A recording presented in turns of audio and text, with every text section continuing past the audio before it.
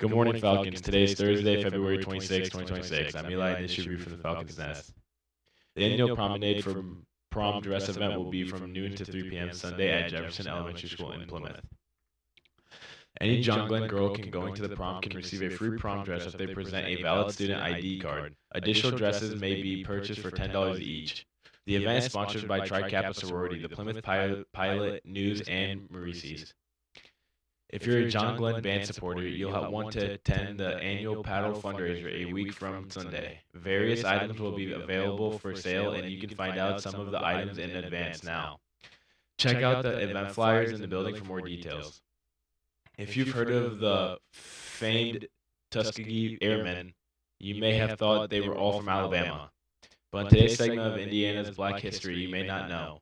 One of the most famous members of that African-American group of the Flyers was from Indiana, Major Charles Blakesley. Buster Hall was born in rural Brazil, Indiana. Hall became a renowned Tuskegee Airman who flew 198 missions during World War II. He was the first African-American combat fighter pilot to shoot down an enemy aircraft and the first to earn the Distinguished Flying Cross. Another figure who helped define freedom for African Americans in Indiana was Mary Bateman Clark. She was a free woman of color who in 1821 sued the person she was indentured to in Vincennes, Indiana. Her case went to the Indiana Supreme Court, which ruled that indentured servitude was a violation of the state constitution, helping to end the practice in the state, and that's today's Indiana Black History you may not know. This is FFA week, and today is Dressed Like an Ag Teacher Day. Tomorrow is Blue and Gold Day. For the FFA colors, our trivia questions today are, what is the FFA's motto? What does SAE mean? We'll give you the answers tomorrow, but if you have them now, you can email them to Mr. Spencer. The SAT originated in 1926 as a repurposed World War I military. How did the SAT get to be the SAT? In today's 1600 SAT Avenue, we learned that the SAT has roots dating back generations to World War I. It was born as an IQ test, designed to measure inherent aptitude rather than learned knowledge.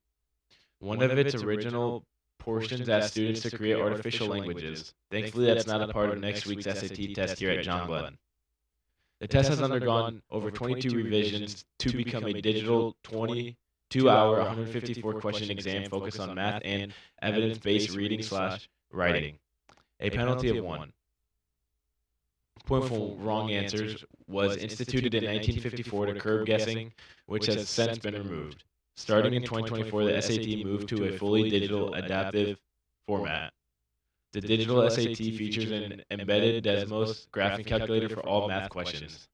Most sections are organized from easiest to hardest except for reading, grammar, passages. There is no longer an essay portion of the test. A perfect score is 1600. The average composite score is typically around 1060. Over 2 million students take that exam annually. That's today's 1600 SAT Avenue. Seniors, this is a reminder that John Glenn's Universal Scholarship and following scholarship applications are due by Saturday. Please see your counselor if you have any questions. And now the weather with Ryan.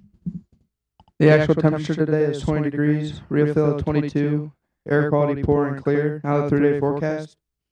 On Thursday, it's going to be a high 42, partial cloudy, low 29. Friday, it's going to be a high 59, sunny, a low 29. Saturday, it's going to be a high 41, snowy, and a low 19.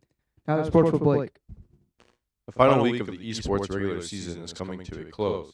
Both of our squads competed Wednesday evening in their final opportunity to strengthen their resumes before March Madness begins. The first round of the IEN state tournament kicks off next week. Our SSBU team faced undefeated Hobart. Although the match started with a promise, the Falcons ran into significant challenges and ultimately fell to 2-0. What is expected to be the number 1 seed in the IEN state tournament. The team finishes the regular season with a 4-8 record and now awaits official seeding, which will be announced this weekend. The Fortnite squad wrapped up its regular season with a doubleheader. Wednesday evening, including a makeup match against Hobart, the Falcons came out strong in the opener, dominating the Brickies 13-2. In the second match, Hobart bounced back and made it a much tighter contest. The Falcons had their composure and secured the win in the final stage 8-7. With the sweep, Fortnite enters the state tournament with an even record of 3-3, and a momentum on their side as postseason play begins. Friday, the varsity and JV will play at Goshen. The Indiana Max Preps pulls out as we head into the final weekend of boys' regular season. Fishers #1 again with Crown Point 5th, Northridge 7th, South Bend St. Joe 10th, Penn 13th, and South Bend Riley 16th. And now back to lunch, Ryan. Today's entrees are popcorn chicken smackers, ham and cheese calzone, uncrustable, ham and turkey so salad. The sides are roasted baby carrots, peas, pineapple, and mandarin, oranges, fried rice with veggies, and a muffin. Have a great day, Falcons.